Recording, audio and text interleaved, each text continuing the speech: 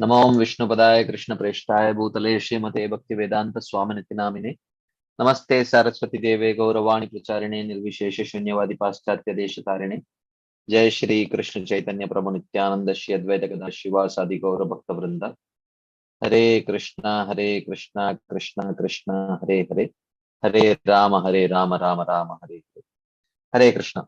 So thank you all very much for joining today's session. So we have been discussing from the book Bhakti Aloka by Srila Bhaktivinoda Thakur, which discusses about the uh, six favorable and the six unfavorable heights for practicing bhakti as described in the second and third verse of Sri Upadeshamrit by Srila Rupa Goswami. So in that we are discussing currently the 11th essay, which is Sangat Tyaga, giving up unfavorable association, which is repeated once more, of the six. So it is as six favorable, it says one should give up bad association, and the six unfavorable things, bad association is mentioned to be unfavorable, which has to be given up. So twice it is mentioned, repeated, which means it's very, very critical to give up that association. So Srila Bhaktivinoda Thakur mentions that attachment, Sangha, is of two types: association and attachment. And association is of two types: associating with non-devotees and associating with the opposite sex. And similarly, attachment is of two types: attachment to prejudices and attachment for assets. So like that, he mentions that there are two types of Sangha. So he says that in order to progress in devotional service, one should carefully give up this unfavorable Sangha. Otherwise, one's devotional service will gradually and surely be ruined, because this Sangha leads to Sangat Sanjayate Kamat, Kamat Krodho Bijayate. So he describes from Bhagavad Gita how gradually it leads to destruction of the goal of the living entity. Sangha leads to Kama, Kama leads to Krodha, Krodha leads to Sammoha, Smriti Vibrama, Smriti Bramshat, Buddhinasho, Buddhinashat Pranashyati. Like that it describes, right? So therefore one should carefully avoid prohibited association.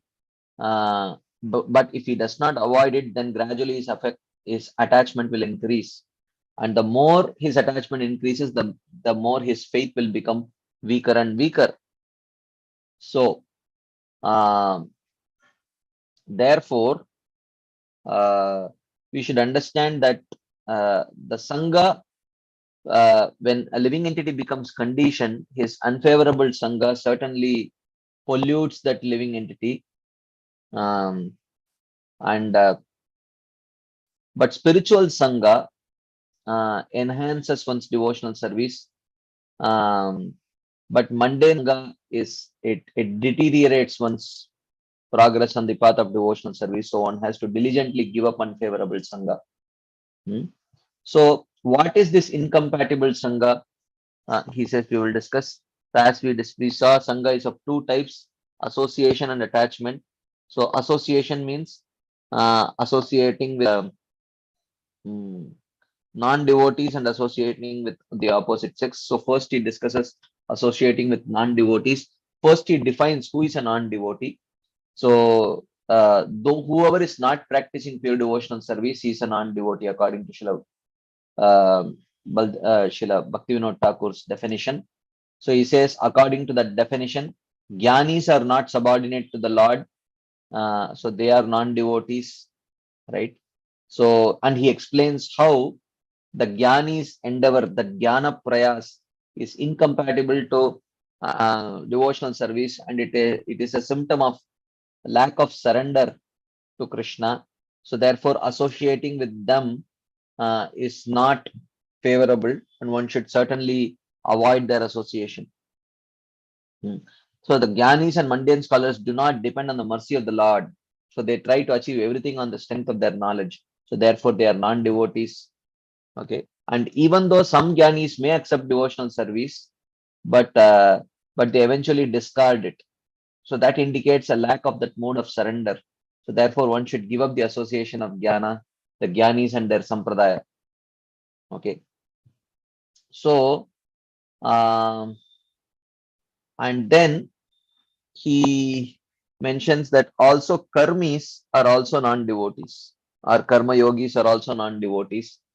So, so therefore, he says that karma which yields mundane results or mundane knowledge is adverse to the Lord. So therefore, karmis also do not exclusively search for the mercy of Krishna. They may respect Krishna for the purpose of attaining something or some kind of happiness, but that is just a selfish activity. So therefore, even though their practice of karma may have the a secondary element of bhakti, but still they should be considered to be non-devotees, and their devotees and their association should be avoided. And yogis also are two types: those who have karma mentality and those who have jnana mentality. Those who have karma mentality, they want some siddhis or perfection, and those who have jnana mentality, they want liberation through their practice of yoga. So both of them should be considered, both types of yogis should also be considered to be non-devotees, and their association should be avoided. So, and also those who are attached to discussing dry logic, uh, and those who conclude that the form of the Lord is just an imagination. All these kinds of bogus ideologies, which are non conducive uh, for devotional service, they should be rejected. And also those who are attached to sense gratification, they should also be considered to be non-devotees, and their association should also be given up.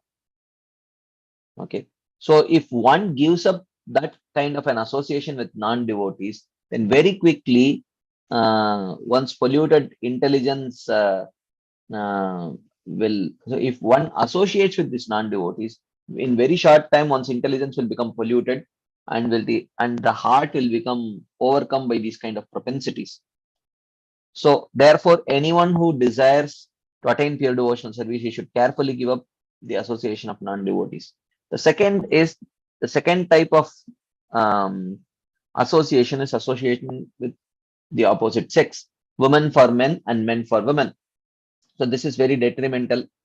Sri Chaitanya Mahaprabhu tells Sanatan Goswami, Stri Sangi Eka Sadhu Krishna Abhakta are. So there are two types of Asat Sangha. One is Stri Sangi, another is Krishna Abhakta. Associating with the opposite sex in an inappropriate way, and associating with non-devotees. So he says there are two types of Vaishnavas, the householders and the renunciates. The renunciates are strictly forbidden to speak with any woman. Okay. So, and Chaitanya Charitamrita, Chaitanya Mahaprabhu says, so he rejects such kind of so-called renunciates. He calls them as Markata Vairagi, one who has, renounced like a monkey, who roam around naked, but they have many, many, female associates like that. And then also regarding the renunciates, how they deal with the opposite sex, it is mentioned that, the women used to offer obeisances to Chaitanya Mahaprabhu from a distance, not in front of him. So, and regarding householders, they should not associate with others, wives or prostitutes, and they should indulge even with their own wives. It should be according to the religious scriptures and not with a mood of enjoyment. And even though, the Smarta Shastras say that, they indicate that one should, in conjunction with the wife, one should perform the Trivarga Karma. Trivarga Karma means Dharma, Artha, Kama, Dharma, Artha, Kama, like that. So the prescriptions of the scriptures regarding Varna and Ashrama are called religion, and whatever is prohibited in the scriptures is called irreligion. So a householder should follow all those prescriptions and give up all those prohibitions with the help of his wife. This is what the Smarta Shastras say. And by doing that, they will get Artha, and then by Artha, they can enjoy their senses. This is Kama. So this is called as Trivarga. And for those who do not have devotional service, they practice only Trivarga. They, like we saw, like feeding the cow and then milking the milk. Feeding the cow is performing dharma, and milking the milk is called as enjoying the artha and kama that comes with that. So, so until one understands that the goal of life is Krishna Prem, um, the smartas are recommended to engage with their wives in this trivarga karma, dharma, artha, kama, like that. So liberation is the living entity's fourth human interest. And there are two types of liberation. One is Sayujya Mukti, another is Prema. So those who are regulated by the path of Jnana and Yoga, they aspire for Sayujya Mukti. And those who have pure devotional faith, they aspire for Prema. Okay. So a Vaishnava, whether he is a renunciate or a householder, is desirous of transcendental happiness. So if he is a householder, then he should work together with his wife, not for the Trivarga karma, but for achieving the transcendental happiness of prema. So even though he may be engaged in various activities of devotion along with his wife, he should not be consumed by the mentality to enjoy the association of his wife.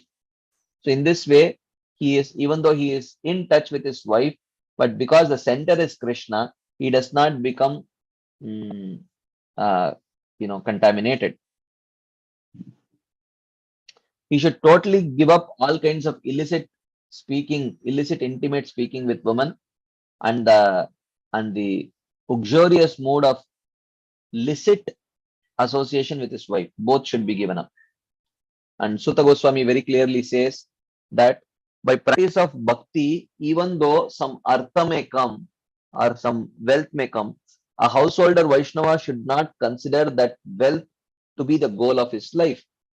And also by practice of bhakti, one gets some happiness and sense pleasures also. But one should not eventually start practicing bhakti with the sense pleasures as their goal, even the secondary goal. They should not practice bhakti for wealth or sense pleasure, even as a secondary goal. So, and one should also understand that even if one has some secondary goals of artha and kama, one should understand that one can attain it purely by practice of pure devotional service. Okay.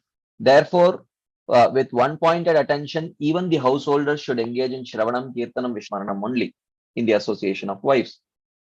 So essentially, the purport of these verses is that in the Dharma Shastras mainly guide one in the direction of Trivarga, Dharma, Artha, Kama, like that. And these scriptures are meant for the welfare of the karmis. So Srila Bhaktivinoda Thakur writes, for the welfare of the karmis, the merciful sages have composed 20 religious scriptures that are suitable for karmis. Very clearly he says, the Dharma Shastras are meant for the karmis.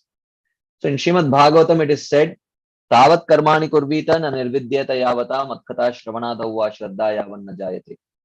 So as long as one does not become detached from this Nitya Naimit dharmas of the Dharma Shastras, and or he has not awakened faith in the topics of the Lord, till then one must perform the prescribed duties of Varnashrama through the 20 Dharma Shastras.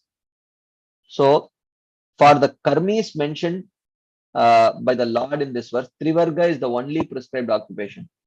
But for those who have become indifferent and attained the platform of Jnana, there is no need for Trivarga activities. So such a person can give up those activities and he becomes eligible for sannyas. But those who are faithful in hearing the topics of the Lord, after those who have developed that faith through Agyata Sukriti, they are no longer attached to karma. So they are called as Vaishnavas. Amongst them, some Vaishnavas, as we saw, are Grihasthas, some are renunciates. Amongst them, those who are Grihasthas, they may get some artha and kama through practice of bhakti, but they will accept it only in a way that is suitable for their cultivation of devotional service and not in an unsuitable way. Therefore, in this In this way, the difference between karma and bhakti can be seen. Therefore, to attain the mercy of the Lord, a grahastha Vaishnava should accept the divisions of varnashrama along with his wife and practice dharma, artha, kama, and moksha in order to maintain his life. But that need not be directed by the dharma shastras. That one has to be very clear. Yeah. So whenever his house becomes unfavorable for this purpose, he should give it up out of disgust. He should give it up and move ahead.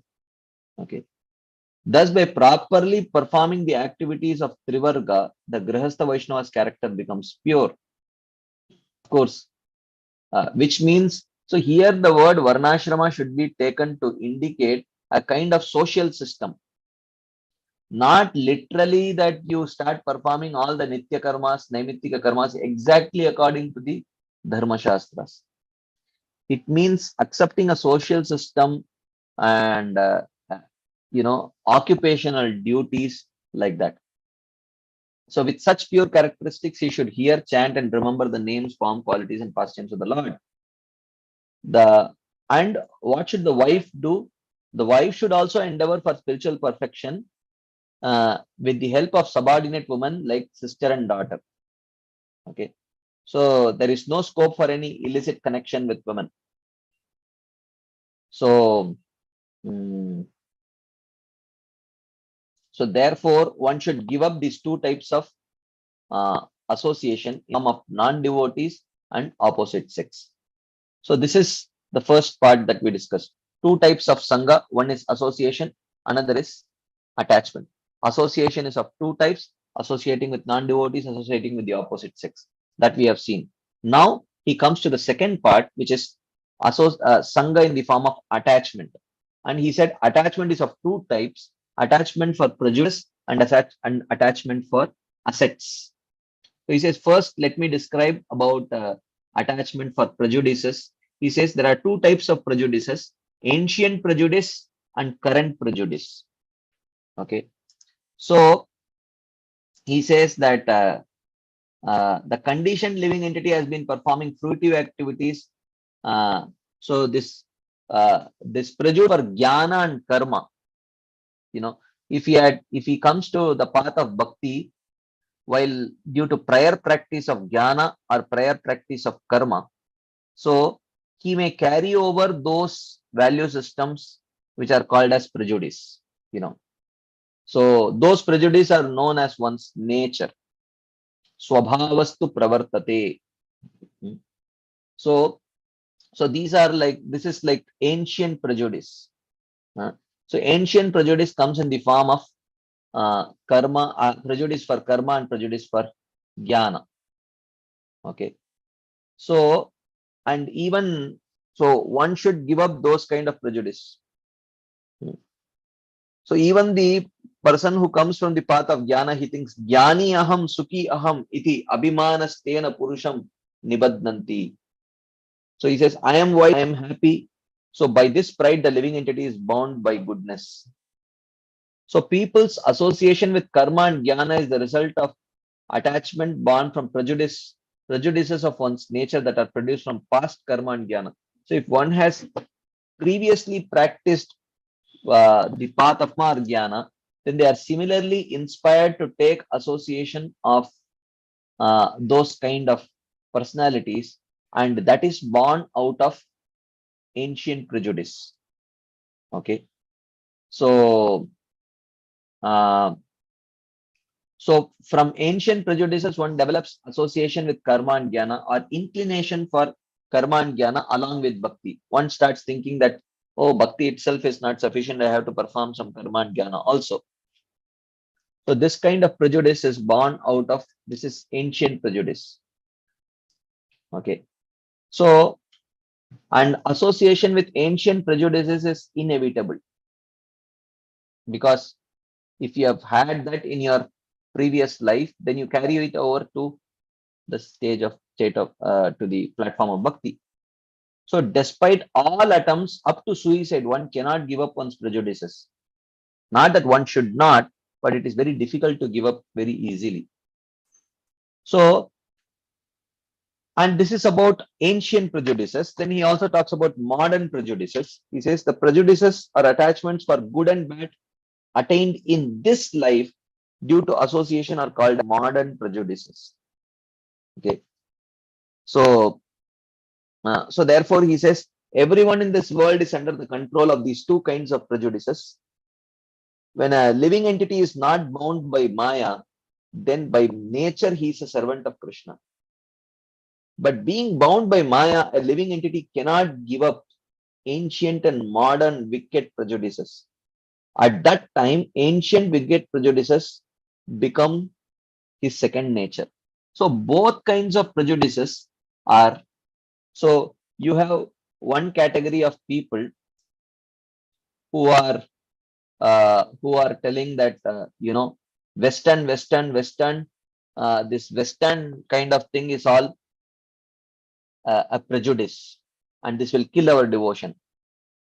But in saying that, such people have ancient prejudice in terms of Vedic, and lacking any kind of discrimination, they try to bring in the influence of karma and jnana in the practice of bhakti. So both ancient prejudice and modern prejudice is unfavorable. But these people, they define prejudice in the form of only modern prejudice. They define prejudice as modern prejudice, Western. Anything Western is bad, like that. And anything Indian is good. But anything Indian includes karma, jnana, yoga also. So in telling anything Indian is good, they actually are turning a blind eye to the ancient prejudices, which also will corrupt the practice of bhakti actually, right? So that is the point. So, so these ancient prejudices actually become one's second nature, like that. So only sadhu sangha can reform the attachment to prejudices. So whether ancient prejudice or modern prejudice, only sadhu sangha can reform the attachment to prejudices. Sadhu sangha is the only remedy for this disease. Unless one reforms his attachment to prejudices, one cannot attain perfection in devotional service by any means. So one should be willing to reform these prejudices. And one can reform only when one understands that these are prejudices and I have these prejudices. And one can understand that they have these prejudices only if they sincerely take up to sadhu sangha and conscientiously avoid asadhu sangha, which is the fountainhead of all these prejudices. Due to association with materialistic people, the living entity is bound in the cycle of birth and death. Okay, this is where we ended our discussion last week. Before we continue this discussion further on prejudice, if there are any quick discussion points, comments, questions based on what we have discussed till now and summarized today, you can please go ahead. There are some questions in the chat box. I'll quickly take those questions. Srila Prabhupada said that in Christian people confess sin on Saturday in church and wash sin again and indulge in sin. So is this attack on religion, not on ideology? This is an attack on ideology only, because Parikshit Maharaj attacked the same principle in Bhagavatam also. Kvachin nivartate abhadrat kvachit charati tat punah prayaschittam ato apartam manye kunjara shauchavat. He said this is like an elephant taking bath. So this is not an attack on the religion. This is an attack on a particular practice which can be there either in the religion of Christianity or in the Hindu religion. So Prabhupada was not attacking the religion per se, but he was attacking that practice of confession, or which in the Hindu system it is called as prayaschitta. Okay. How do you justify the statement that there are 4 sampradayas which are authorized? Isn't it an attack on other religion? Well, it is not an attack on other religion. These are called the 4 bona fide Vaishnava sampradayas. It just says that there must be a preceptorial line which goes back to the Supreme Lord. It just means that the knowledge can be acquired only in proper sampradaya. So this is not an attack on other religions directly at all. Okay, another question. If some sannyasi is giving lecture, so can't women attend or ask questions from sannyasi for improvement of bhakti? Chaitanya Mahaprabhu would avoid women's sangha. Well, that is true. We will, in the next essay, we will discuss about sadhu vritti. So, how should one uh, behavior or etiquettes, the nature and etiquettes of a sadhu. We will discuss that in the next essay. We will see that yes, Chaitanya Mahaprabhu practiced certain things, but he says that uh, these were ancient sadhus, so one should also take appropriate guidance from the current sadhus, because Prabhupada did. Because if you say that no, a sannyasi, a woman cannot ask question to a sannyasi. If you say like that, then it would mean that what Prabhupada did was wrong. So he did set the gold standard, but having said that, uh, you know, one has to have some time, place considerations of Deshakala Patra. So um, those have to be considered. So because unless you have a system where if the sannyasi is educated, and similarly the woman also has to be educated about their etiquettes. If it is a lopsided education, only the sannyasi is educated and the women are not educated, literally the sannyasi chooses not to answer any question asked by the woman, then you are literally alienating 50% of population from taking up to bhakti. So therefore, there has to be gradual education. When the gradual education is there, and gradually those educated women will understand the right Vaishnava etiquettes, and then it becomes easier for the sannyasis also to follow their etiquettes like that. Yes, Mother Gail.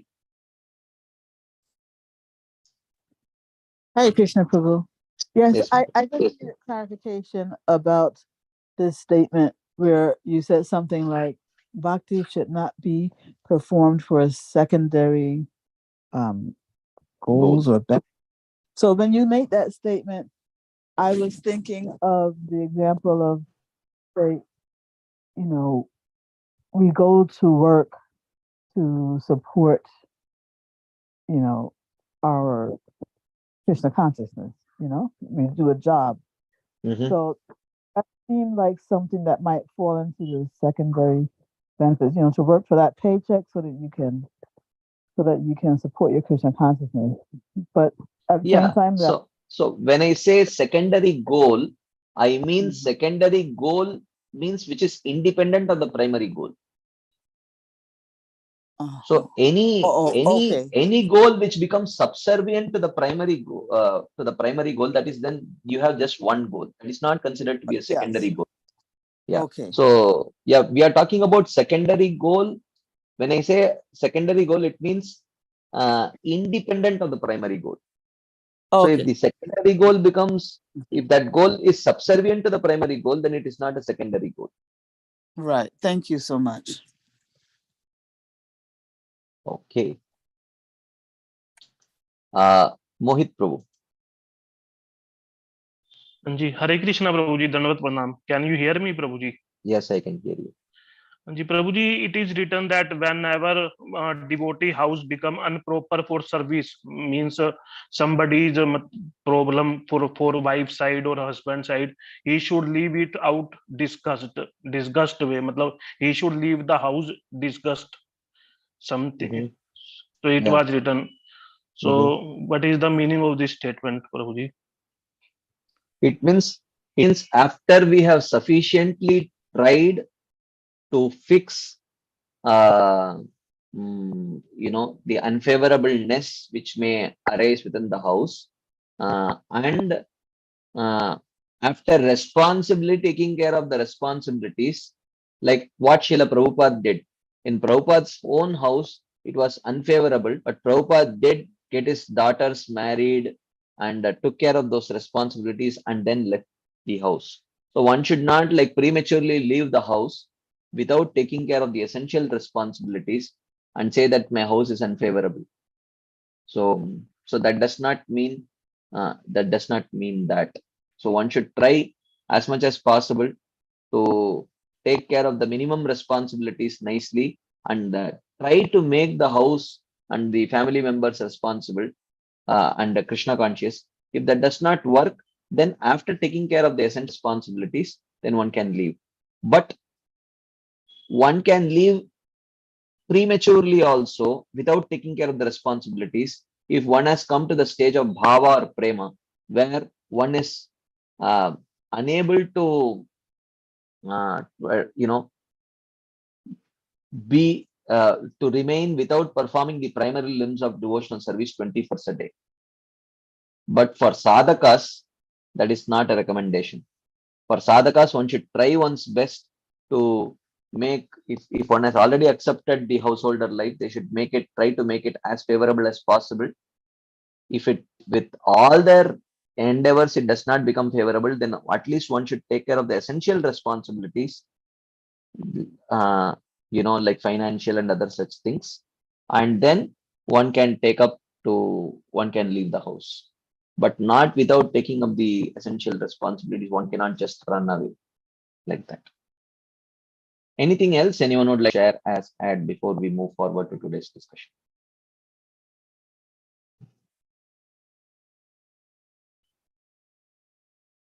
Okay, let's continue then.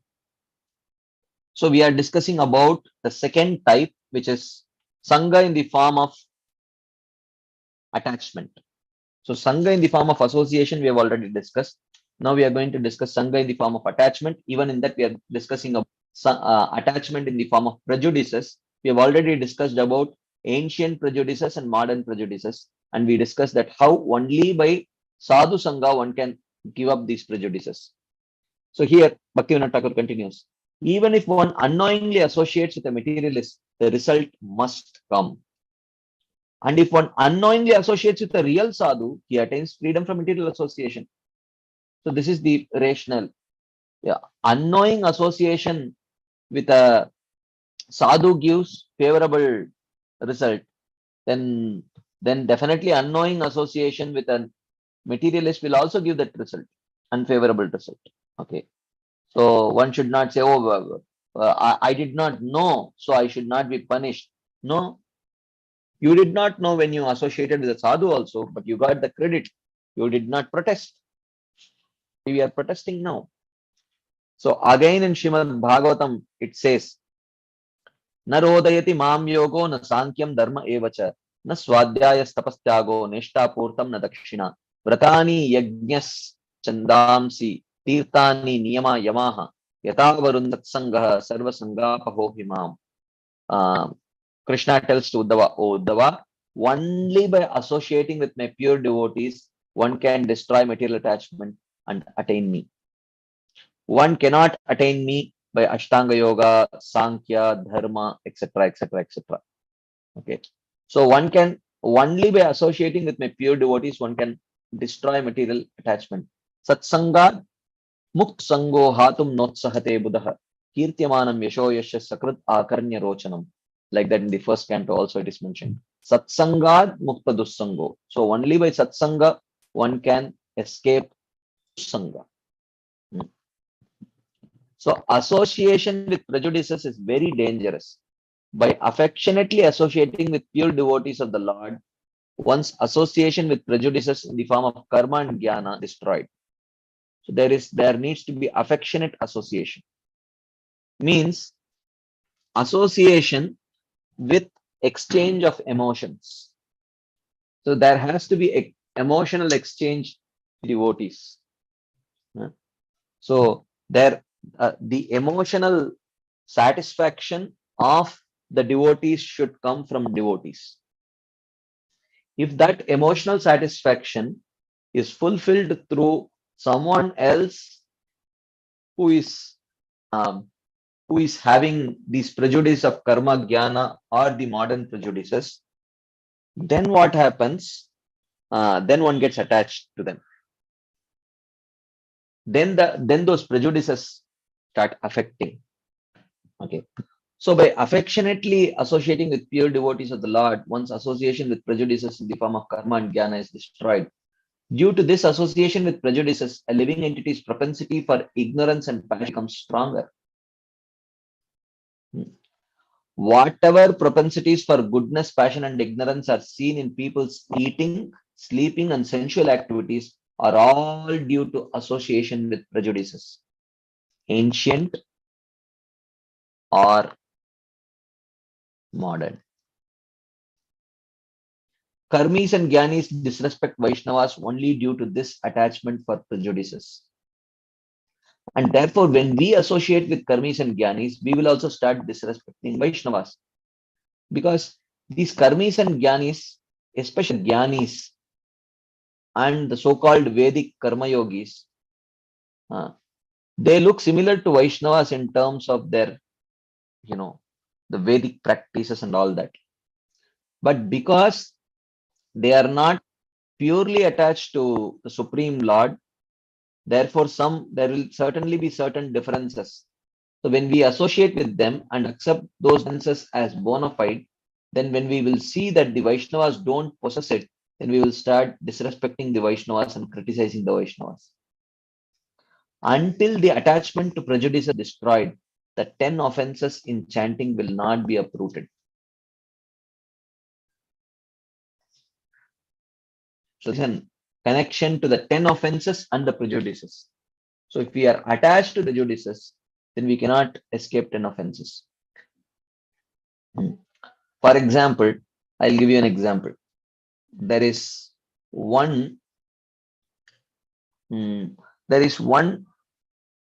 devotee who grew up in a proper Pakka South Indian Brahmana family. Okay. So in his house, they had very high standards of cleanliness.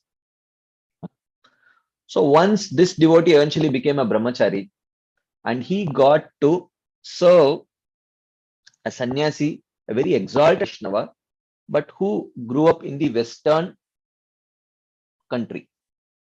He had a Western body.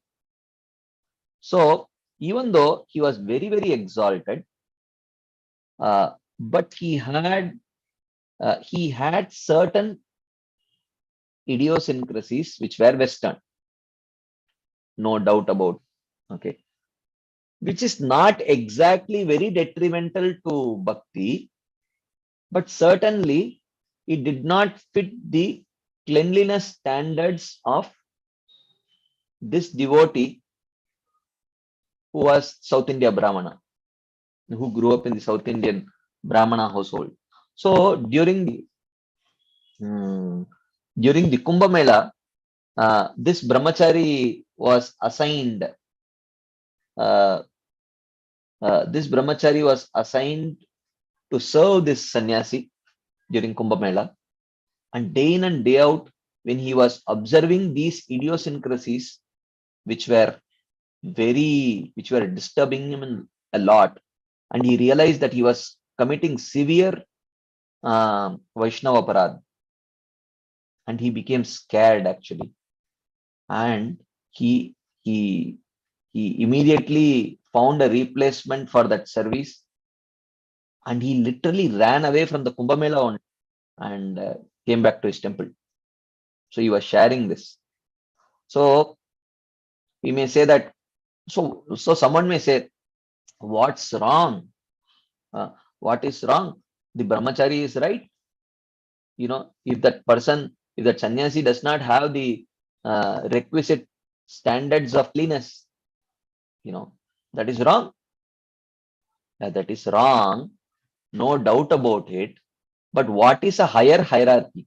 So maturity, there is a difference between knowledge and maturity. So what is, knowledge means to understand what is the standard of cleanliness. That is knowledge. Okay. But that cleanliness is important even in devotional service. We are not denying that fact. But that personality, that sannyasi, was literally willing to give his life for Srila Prabhupada. So in terms of devotion, that sannyasi was light years ahead. In terms of cleanliness, this brahmachari was certainly on a higher pedestal. So this is where maturity comes. So devotional maturity should indicate what is higher in the hierarchy. Okay. So we are not denying the fact that this brahmachari had higher standards of cleanliness. No doubt about it. But as a devotee, which principle comes higher in the hierarchy? So, but when one lacks that devotional maturity and is very severely influenced by these prejudices, ancient prejudice, then it leads to offenses. Oh, my guru is just a Western person. He does not understand any, Vedic. He does not have Vedic sensitivities. So one may start relativizing. Even it may go even to the extent of relativizing one's guru or an exalted Vaishnava, because they may seem to not possess certain principles which may be secondary. So we have to understand, we have to very clearly understand what is primary and what is secondary. If we don't understand like that, if we are very strongly influenced by these ancient prejudices, then definitely we will end up committing offenses. So we have to be very careful about it. So offenses at the feet of the sadhus is due to being proud of one's karma and jnana. So this happens. Sometimes people come from very strong background of, Sanskrit, of, studying the language of Sanskrit. And, that strong prejudice may be there. Ultimately, Bhagavatam is a literature which is written in the language of Sanskrit. Okay.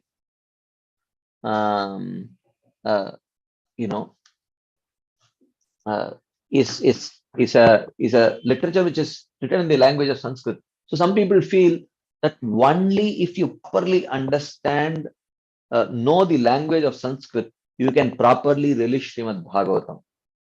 This may necessarily be true for the other literatures which may be written in Sanskrit. But when it comes to the Bhakti Shastras, especially Srimad Bhagavatam, the prerequisite is not knowledge of the Shastras, the knowledge of the language, but the prerequisite is actually the association of like-minded Rasikas. That is what Bhagavatam itself says. That is what Bhakti Rasamrita Sindhu says. Srimad Bhagavata Arthanam Aswadaihi Rasikaihi Saha.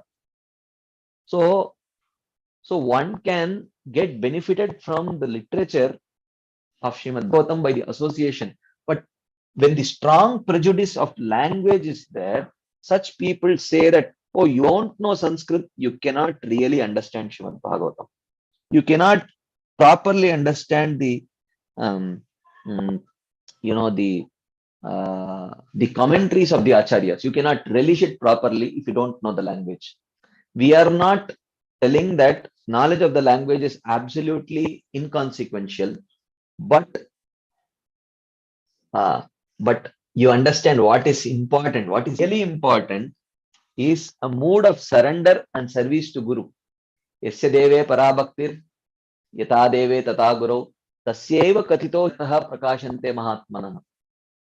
So the real meaning of the scriptures get revealed only according to the Shastra, they get revealed only to a person who is surrendered to his Guru. Okay. So, but these kind of prejudice, so someone, comes in a family who are very well versed in the language of Sanskrit, and they may feel that, oh, you don't know Sanskrit? Okay, you cannot fully relish. And what this does is someone may have given their life and soul to their guru, and they are sincerely to understand the literature. And this person, he has not he does not possess that kind of learning, but just based on his prejudice, his linguistic prejudice, he may think that I know better.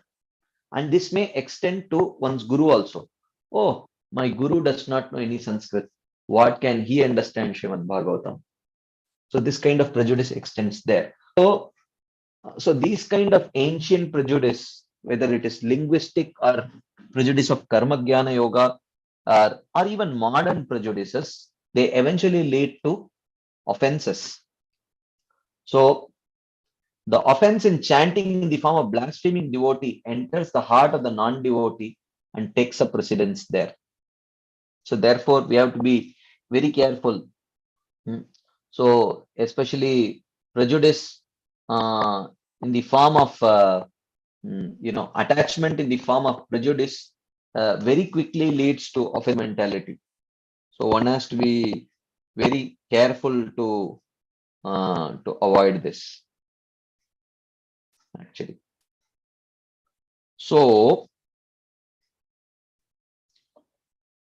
okay, so then just give me 1 second. Just give me just 1 second.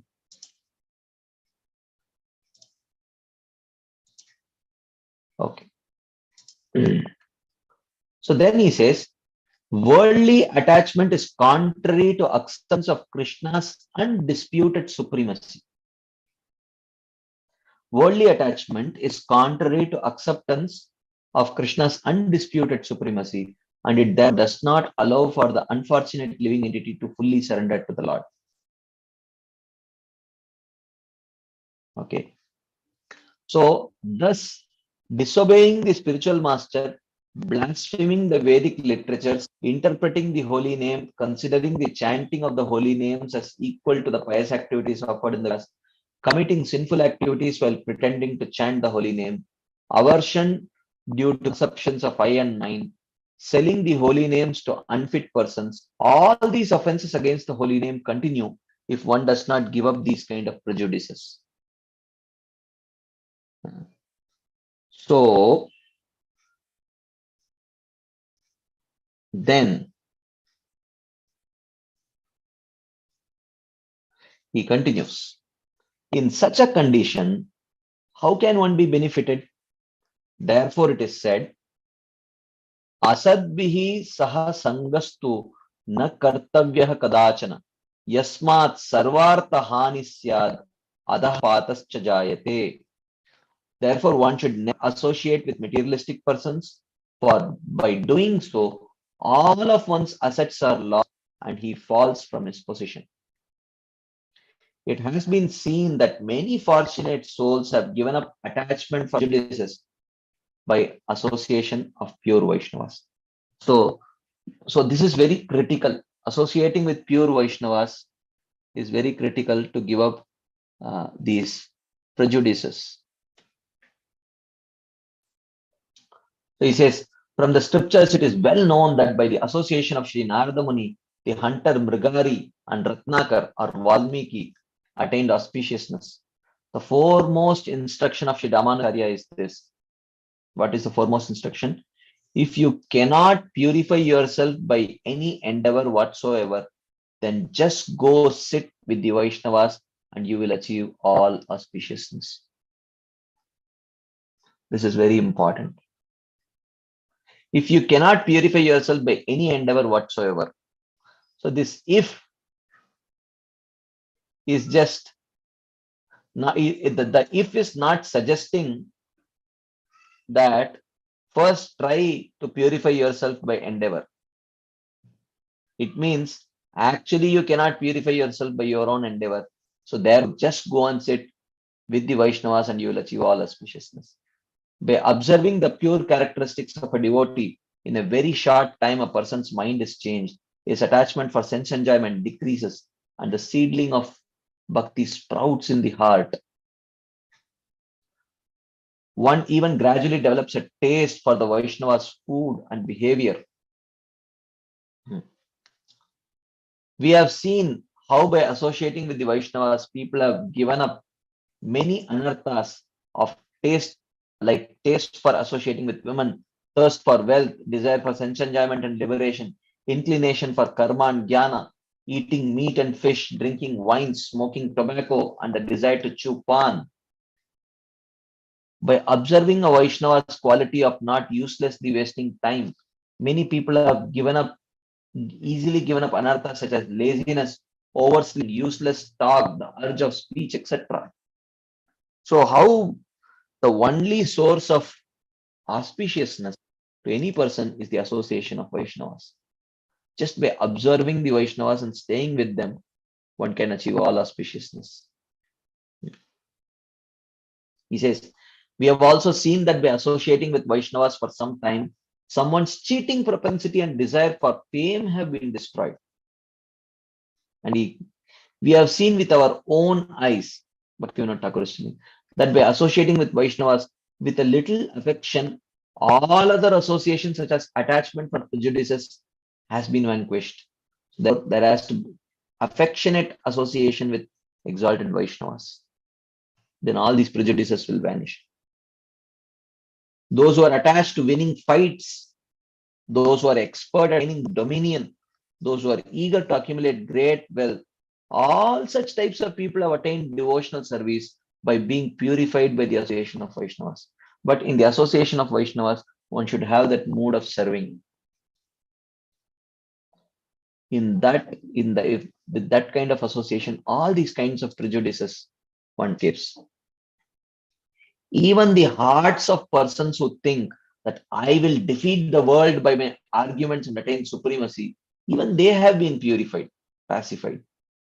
So without the association of Vaishnavas, there is no alternative for rectifying the attachment for prejudices. But many times what happens that we, this is a very difficult thing, because the very fact that we have attachment to prejudice, that attachment to prejudice may also push us to take shelter or association of those persons who also have the same prejudice, because misery loves company, right? So therefore many times we do see that people who have such prejudice, they take shelter of such people because the ability to see that it is prejudice itself comes from the association of Vaishnavas. But that prejudice pushes them to take such association which will enhance prejudice. So therefore, one needs really mercy. So some Vaishnava has to go and, through their and catch their shika and pull them back. But that catching that shika is through affection. So if that affection is there, then the Vaishnavas will win the heart of that errant Vaishnava who is attached to such prejudices and lovingly bring that person back. So this is very critical. So this is about, we were discussing that Bhaktivinoda Thakur talks about 4 types of Sangha or unfavorable association. One is 2 types of association, 2 types of attachment. 2 types of association is association with the opposite sex and association with non-devotees, which we have already discussed. And now we discussed the first type of attachment, which is attachment to prejudices. Now Srila Bhaktivinoda Thakur is going to talk about attachment for material assets, why and how they should be given up. But before we start that discussion, if there are any quick discussion points, comments, questions based on what we have discussed till now about prejudices, giving up prejudices. If there is anything, you can please go ahead and ask, either in the chat box or you can raise your hands and verbally ask your question. Anything anyone would like to share, ask before we move forward?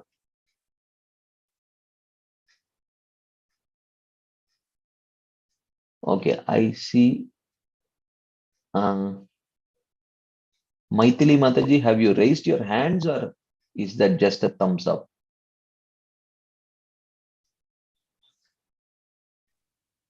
I raised my hand, Prabhuji. Yes, Mataji, go ahead. Prabhuji, there is something like prejudice for one's own sampradaya also. For example, What is one's in own the sense, sampradaya? like one's own, Birth like I'm by from whatever. ISKCON, or I'm a Sri Vaishnav, or I'm from the Vallabh Sampradaya.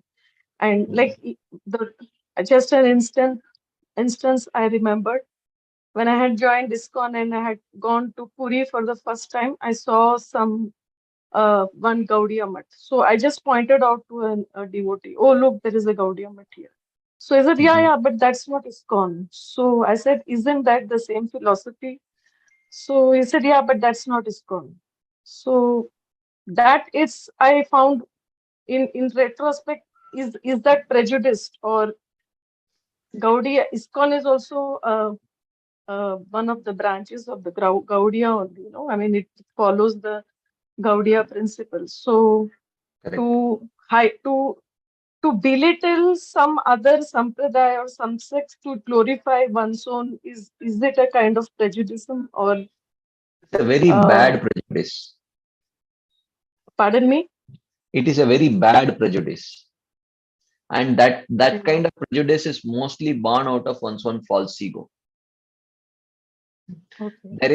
There is one thing about having firm trust in one's own acharyas. Having firm trust in one's own acharyas. That firm trust in one's own acharyas will not lead to a sense of belittling others. So such people can remain chaste to the teachings of their own acharyas while not at all belittling others. Okay. But that belittling other things, it comes from a sense of insecurity because they themselves are not very firmly rooted in their practices and insecure when others are practicing something else, or it comes from false ego, where a need to be the practitioner of the best sampradaya or best whatever. So that leads to a sense of fault finding and belittling others. So there has to be, both extremes should be avoided. One thing is belittling other sampradayas. Another is indiscriminately hearing from anyone, accepting anything. That should also be rejected, because that is not, because you have to our faith should be nourished in a particular direction. So we cannot say, hey, Sri Vaishnavas are also Vaishnavas only. So I will hear from them only. So I will hear from them also. Well, yes, they are certainly Vaishnavas. Fine. They are bona fide Vaishnavas, definitely fine. But by regularly hearing from them, it will not nourish your particular faith.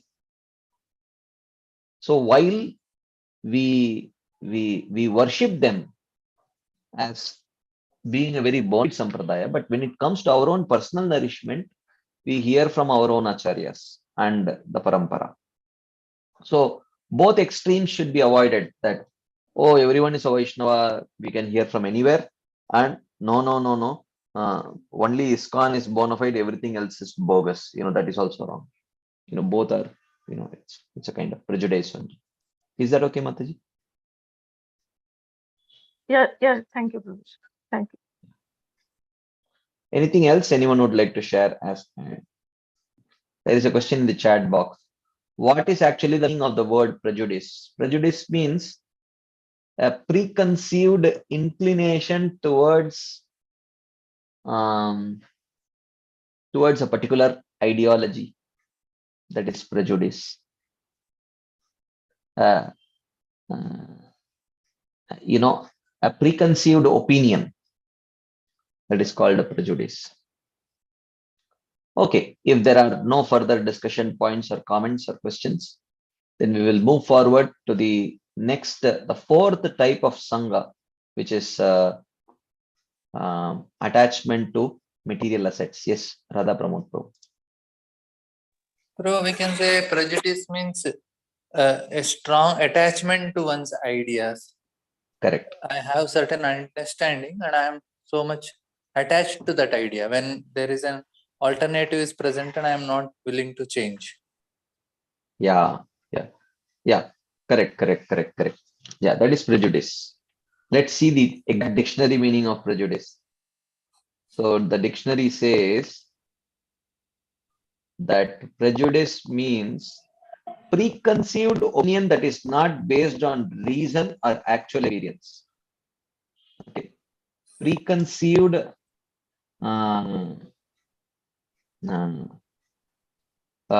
opinion that is not based on reason or actual experience. That is prejudice. And Oh, these also people now are I am attached to that. correct. Yeah, correct. Yeah, opinion Not means willing to attachment change. only. Yeah. Yes. Not willing to change. Now, for what are some other examples for modern prejudice, bro? Modern prejudice could be like someone may say that, oh, you are properly educated. You cannot be a good devotee. This could be a modern prejudice.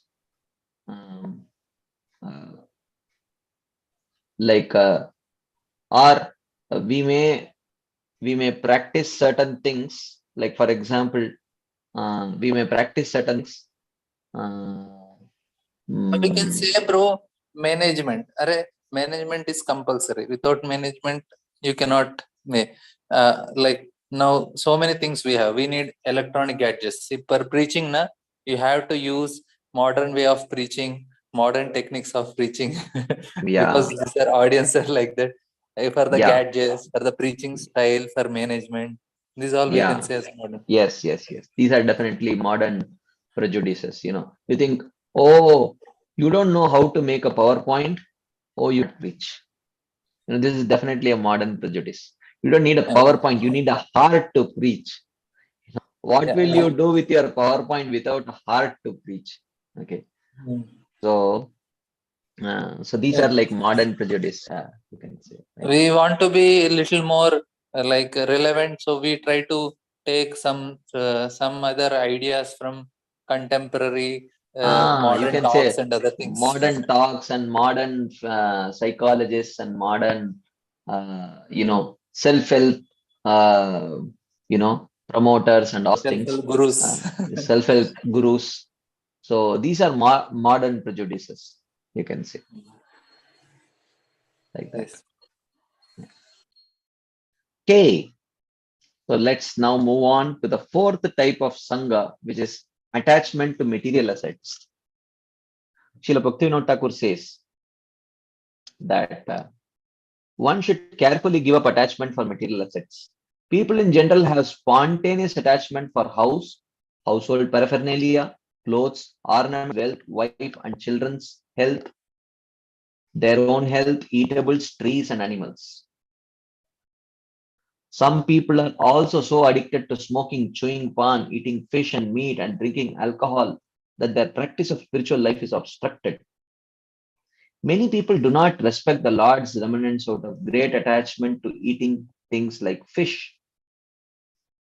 Because of the desire to constantly smoke, many people study of devotional scriptures, relish for hearing and chanting, and remaining long in temples is obstructed because they have to go and smoke in between.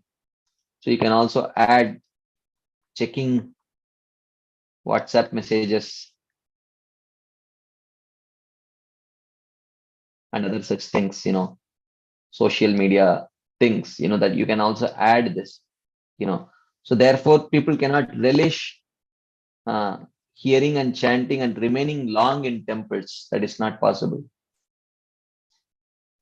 So attachment to these things is averse to the constant practice of devotional service. If one does not carefully give up these things, then he cannot get happiness from his devotional service. So attachment for these things is easily destroyed. Again, you see, for everything, by association of devotees. Still, even though by association one may give it up, still one should try to destroy these petty attachments by fully engaging in devotional service, which means, there must be, your schedule should be so full with devotional activities. If you have 24 hours, then time. So, okay, just give me 1 second. Just give me 1 second. There is an urgent message which I need to respond to.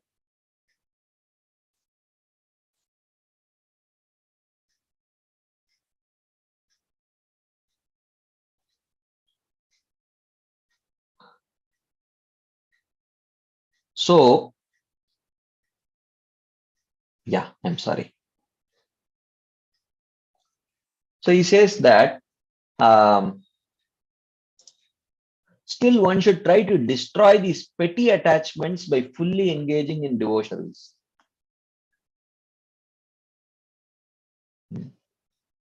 So by observing vows approved in devotional service, those attachments are vanquished. Like what? Like Harivasara Sammano, following the Ekadashi vows and the appearance days of the Lord, those attachments are vanquished. Okay. So the rules of such vows are the provisions for diminishing one's attachments. Okay. So it should be approved by the devotional scriptures. There are prescriptions for practicing devotional service while giving up all types of enjoyment on those days. So when at least on those days we very diligently try to give up those attachments, then gradually we will develop the ability to give it up on other days also. So there are two types of eatables, those which sustain one's life and those which gratify the senses. Eating grains and drinking are life sustaining. Fish, meat, pan, intoxicants, and smoking are all for gratifying the senses. On days of vows, unless one totally gives up sense gratifying items, it is not a vow. As far as possible, life sustaining items should also be given up on the days of fasting. Okay. So, according to the prescribed needs of one's bodily condition, one must try as far as possible to reduce the acceptance of life-sustaining eatables, like on Ekadashi. If you can conveniently be there without even water, one should practice it. But if it becomes very difficult, accept at least water. If even that becomes difficult, you are not able to hear and chant. See, it's not like I will not even drink water, but keep sleeping throughout the day. It's not the purpose of Ekadashi. Right? The purpose of Ekadashi is to continuously engage in Krishna conscious activities with attention. But if you are not able to do that with attention, without water, then take water. Then even with water, if it's difficult, then accept some fruits. If even with fruits, one feels very famished and distracted, then accept the, those food which are allowed on Ekadashi, like that. So there is no prescription for acceptance of sense gratifying items. The only prescription is to reject them, whether on Ekadashi days or other days. So one of the limbs of Vrata is to diminish the devotee's propensity for enjoyment. If one thinks, today somehow or other I will renounce, but tomorrow I will enjoy profusely, then the purpose of the vow will not be successful. Okay. So one should not think like that. The reason is that vows have been prescribed to give up the association of such items by gradual practice. Vows are usually for 3 days. First by practicing vows for 3 days, then by practicing for 1 month, then by practicing for 4 months, Chaturmasya. In this way, gradually one should completely uproot the attachment for sense gratifying items and leave them forever. Not life sustaining items, but like grains and vegetables and water, that one should not give up. But the sense gratificatory items should be given up. If someone cannot give up the sense gratificatory items immediately, then for that only, to train that, there are these days of fasting vrata. So at least on the vrata days, give up those objects of sense gratification. Then gradually one gets the ability to give those objects of sense gratification on other days also. Right. So just give me a second. Yeah. For those who cannot remember the statements of Bhagavad Gita, Kshipram Bhavati Dharmatma, he quickly becomes righteous in the regard to the observance of vows. Their renunciation is temporary, like the bathing of an elephant. So what basically Bhaktivinoda Thakur says is that one day I will fast so that tomorrow I will enjoy. Okay. That person will never be purified by practicing any of these vows. The ideal mode should be, today I will somehow practice this limb of bhakti by abstaining from these objects of enjoyment. By diligently following this limb of bhakti, Krishna has promised that very soon this inauspicious desires will be destroyed. So I hope that I will try my best to follow Ekadashi properly, so that on other days also Krishna, being pleased by this endeavor, will purify my heart of these material desires. That is the right mode of fasting. Okay, that is what he says. Otherwise, it will become like an elephant taking bath. So, for those who desire to attain pure devotional service, the association of non-devotees and women is meant to be given up. It is extremely necessary for them to associate with sadhus in order to give up the attachment for prejudices. They must follow all vows meant for the Vaishnavas in order to give up attachment to material objects. One should not be negligent in these practices. Okay, so this is very clearly given. So association with non-devotees and women should be given up, and attachment to prejudice can be given up by sadhu sangha, and attachment to material objects should also be given up. And but one gets the strength to do all that in Vaishnava Sangha. So one should follow these instructions with great care and respect. If one does not follow carefully, cheating in the form of duplicity renders the whole endeavor useless. So which means there must be endeavor to give up association of non-devotees. There must be diligent endeavor to give up association with opposite sex. There must be diligent endeavor to give up prejudices in the association of, through the association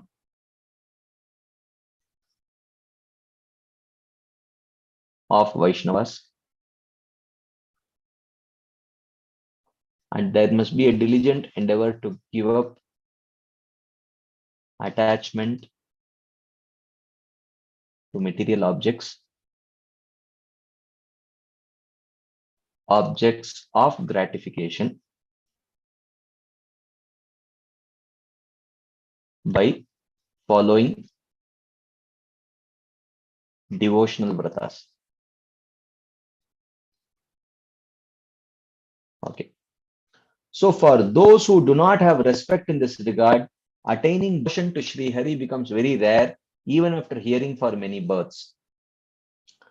What is association and giving up association? Many people have doubts about this.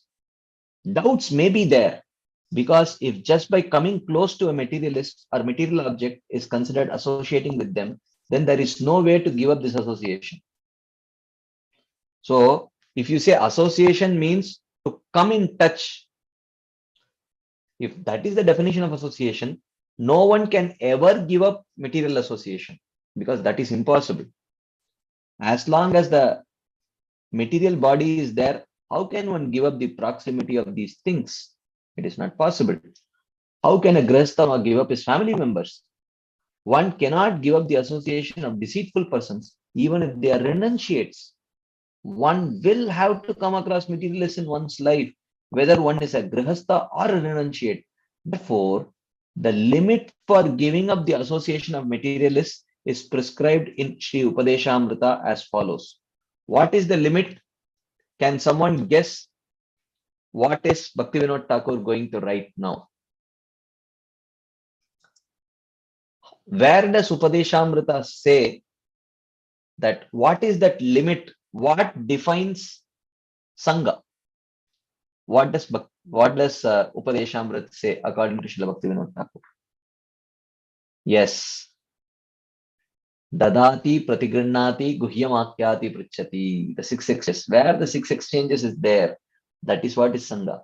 Dadati pratigrinnati guhyamakyati prichati. Bhungte bhojete cheva shadvidam priti lakshanam.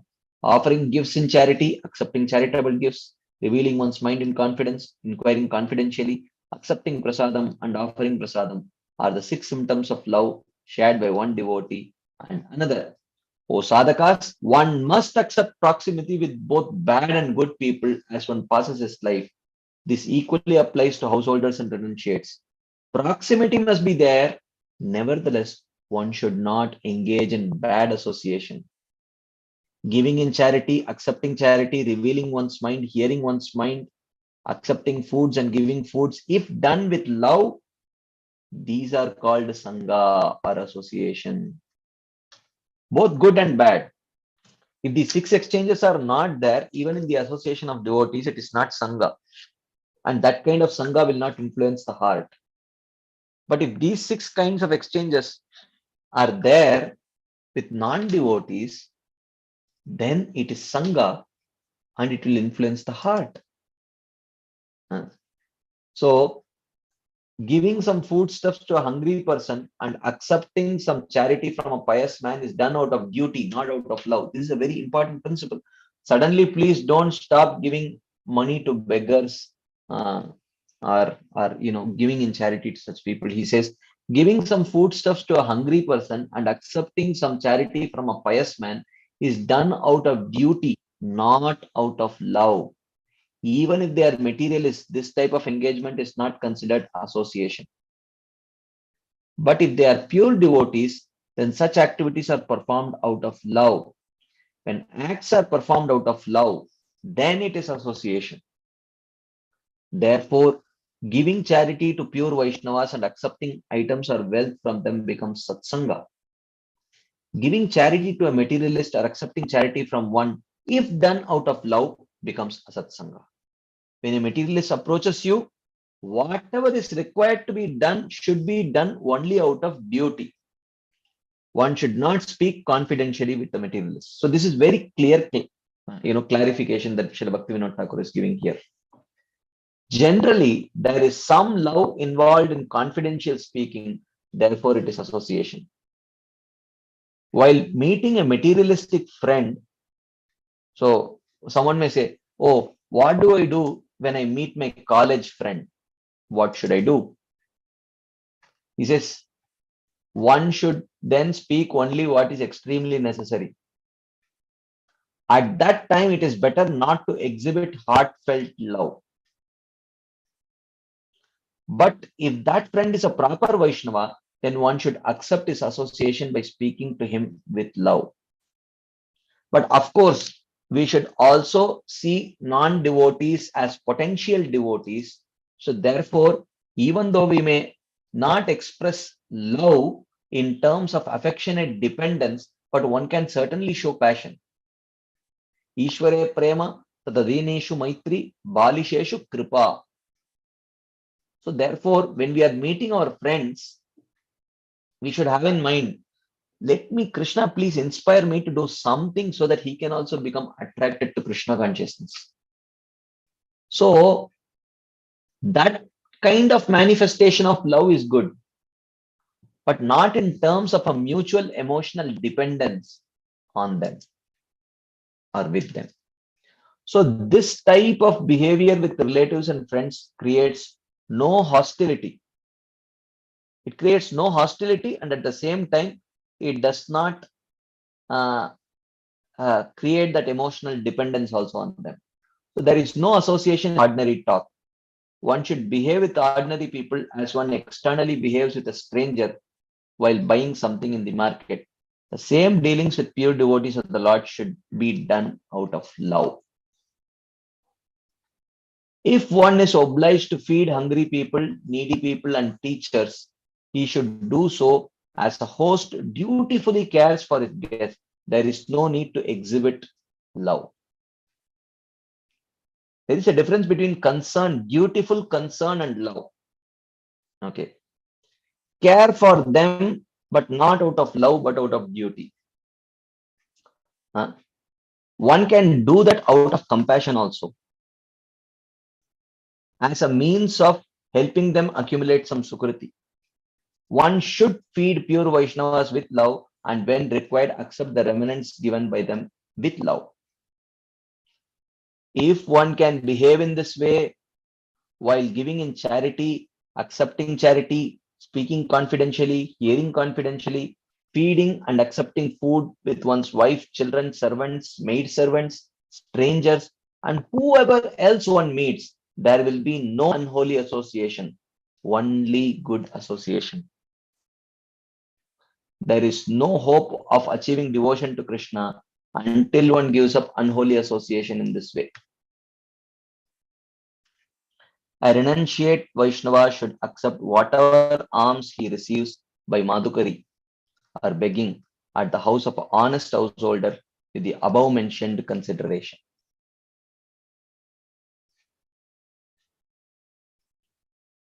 Okay. So he should always remember the difference between gross begging and Madhukari. A Grihastha Vaishnava should accept prasada grains and drinks in the house of another Grihastha who has pure character. So even in going to other Grihastha's house, one should always be cautious about taking prasad in the house of a non-devotee and one with bad character. There is no need to speak further about this, which means essentially don't take. Due to their pious activities, those who have developed faith in devotional service have little intelligence by the mercy of Krishna. Pious activities here refers to Agyat Sukriti. Due to that intelligence, they can easily understand the essence of the Acharya's instructions. Therefore, only a few words are needed to instruct them. But those who have no pious credits have no faith. And what is the point in instructing them? So even if they are given volumes of instructions, they will not understand a thing. And on the other hand, it will become the ninth offense on our part. Therefore, Srila Rupa Goswami has given only a few words of instruction in Sri Upadeshamrita, because one who has Shraddha or faith can easily grasp these subject matters without much elaboration. Okay, this brings us to the end of this 11th essay on Sangatyaga. So any quick discussion points, comments, questions, anything anyone would like to share as add?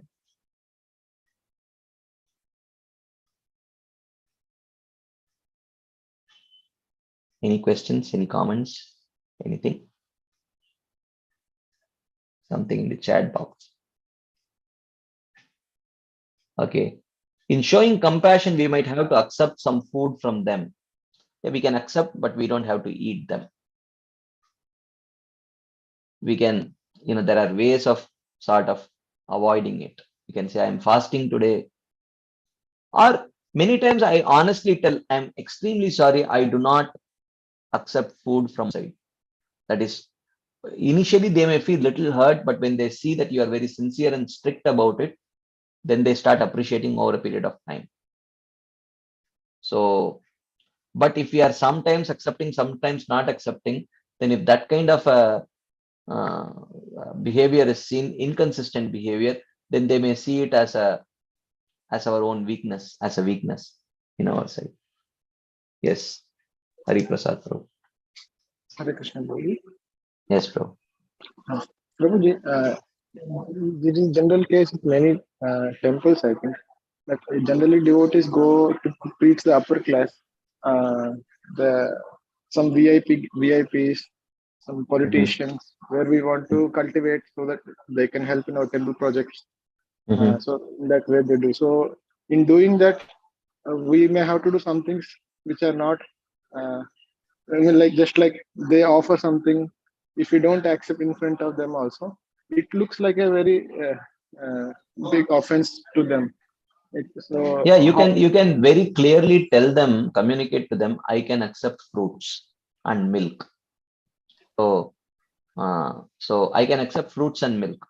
So when we are very upfront and very nicely but clearly communicating, then they will understand that, because there is a kind of respect that comes in seeing that, oh, he's a strict sadhu also.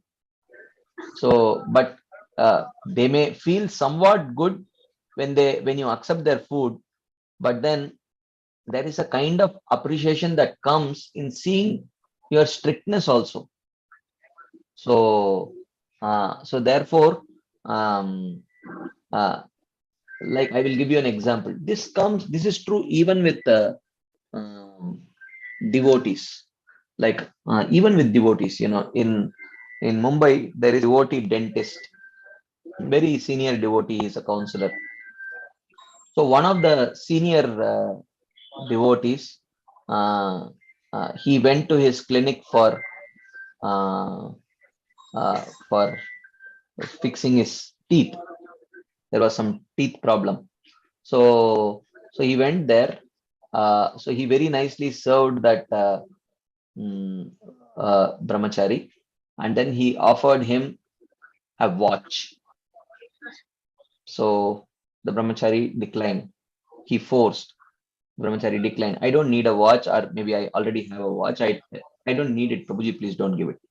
So later, when the brahmachari was leaving, the grihastha told, I would have been very happy if you would have accepted this offering, but I am more happy that you declined, he told.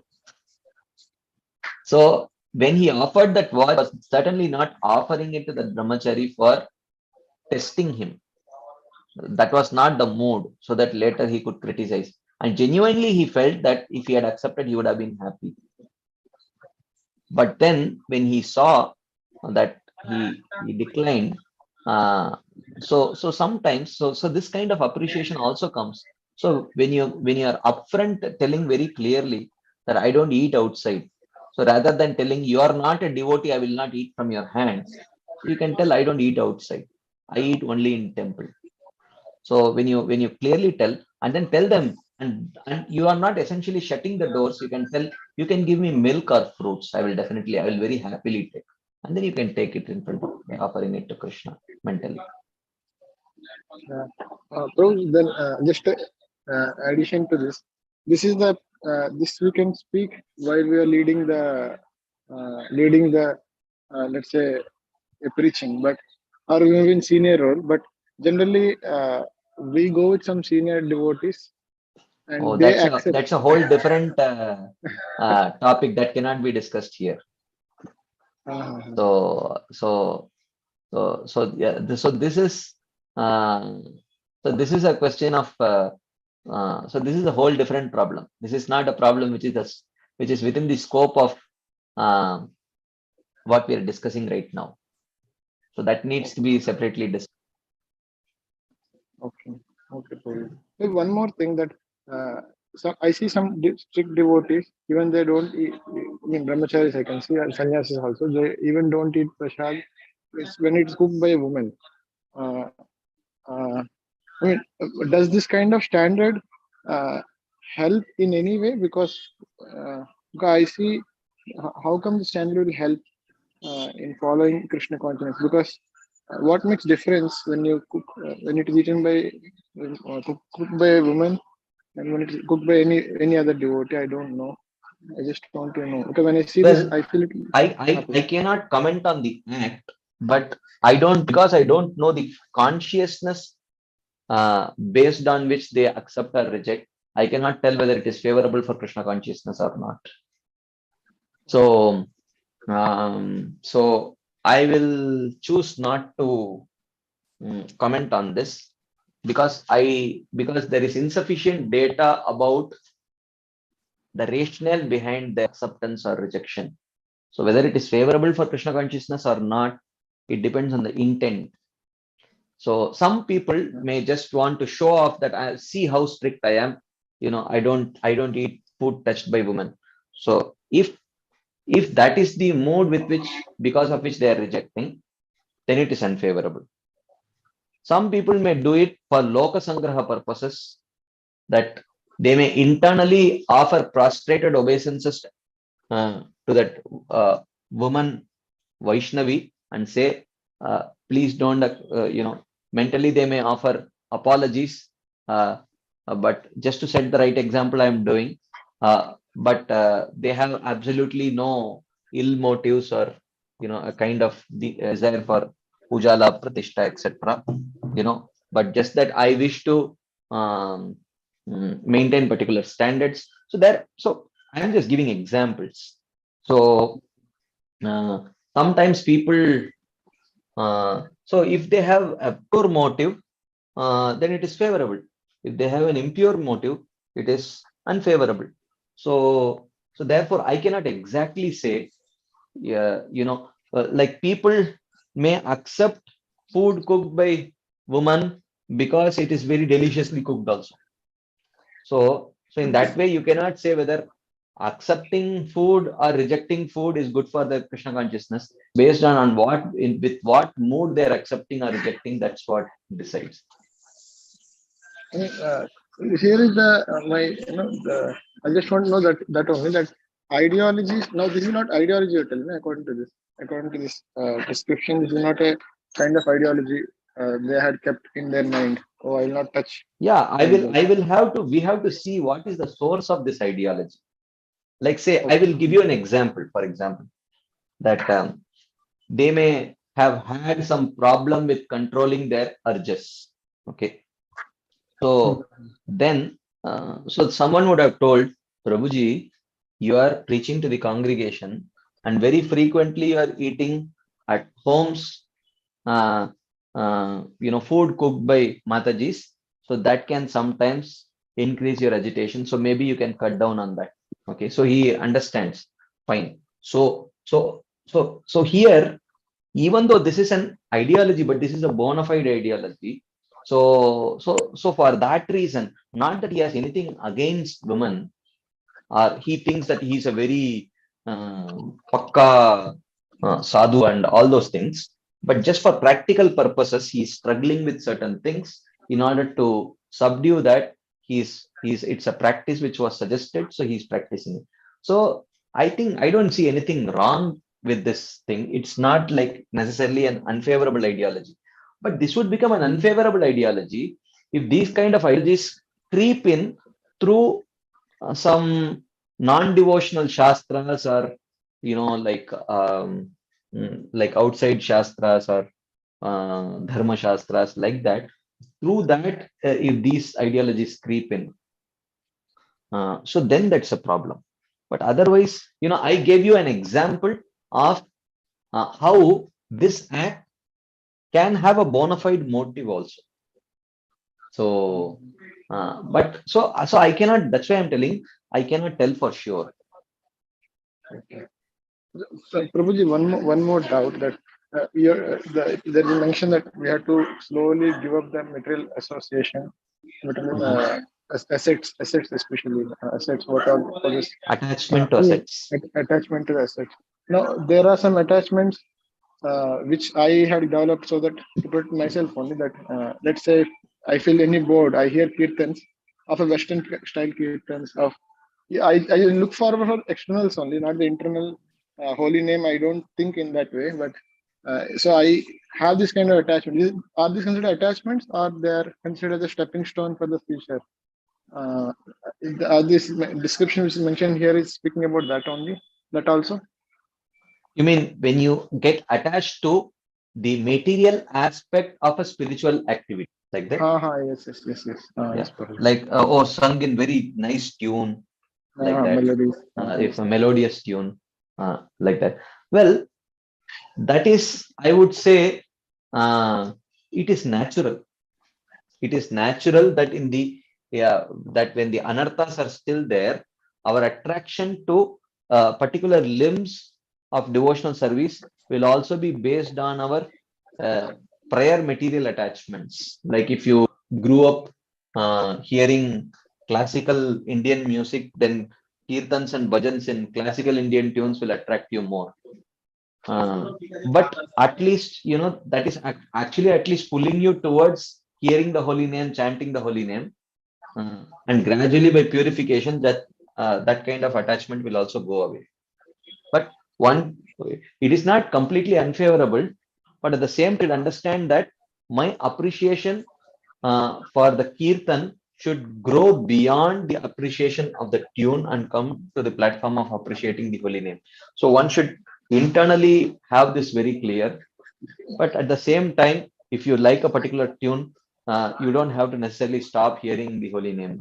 At least it's keeping you attached to hearing. So I don't think that's like a serious issue. Oh, means this is living it 3 day wow, 1 month wow. This kind of things we don't apply for these things, no? These aspects of No, devotion. I don't think so. No. Okay, thank you very much. Hare Krishna. Okay, there are two questions in the chat box. I'll take that and then I will unmute Mother Kail. So, okay, in our congregation, we order prasads from one devotee, but he has non-devotee staff to cook, but the food is offered. Is this okay to honor it? It's not the best thing to do. This is not the highest standard. So if non-devotee cooks are cooking, it is essentially not prasadam. In the strictest sense. Okay. In the strictest sense, it is not the highest quality of prasadam. The worst case, when no option is there, one could do it, but one cannot have this as a regular practice for sure. Next question: when we go for yas not with devotees, just only us, that time we have to eat outside. What can be done for such situations? Well, when you are going for yatras, then definitely there will be temples there where prasadam will be available. One could cook lot of dry prasadam, learn to cook non-perishable dry prasadam, which can be honored as a part of a meal also, like teplas and, masala puris and, a lot of that, or if you would like to eat simple things, even you can purchase poha, soak it in water and, mix it with curd, offer it like a curd rice if that is, and you can carry some achar also with you, homemade achars. You can eat it with that if you're a simple South Indian who relish curd rice. So, or you can always, carry these kind of puris and teplas and things like that. And there is a lot of scope, non-perishable items which will stay for long. There are many varieties. If you're interested, you can learn. I'm sure there must be many experts in this. Okay, another question. If family members are non-devotees, how can we detach from them? I mean, we don't have to detach from them. We can slowly try to give them Sukriti, give them Sukriti, give them Sukriti, give them Sukriti, and hope that one day they will become attached. So that is possible. We could always do that. Okay, Mother Gail. Thank you, Prabhu. I just wanted to follow up on your response to Hari Prabhu about Mhm. the, let's say, the hypothetical where a person did not want to accept prasad from someone, a female devotee. Mhm. Right? And so Mhm. I do understand that it depends upon the mood with which one is refusing the Mhm. prasadam.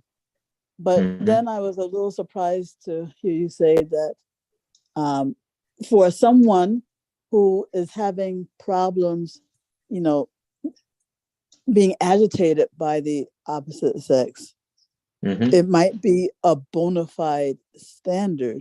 And I was wondering how that was possible, since a devotee is a devotee regardless of their material bodily designation. True.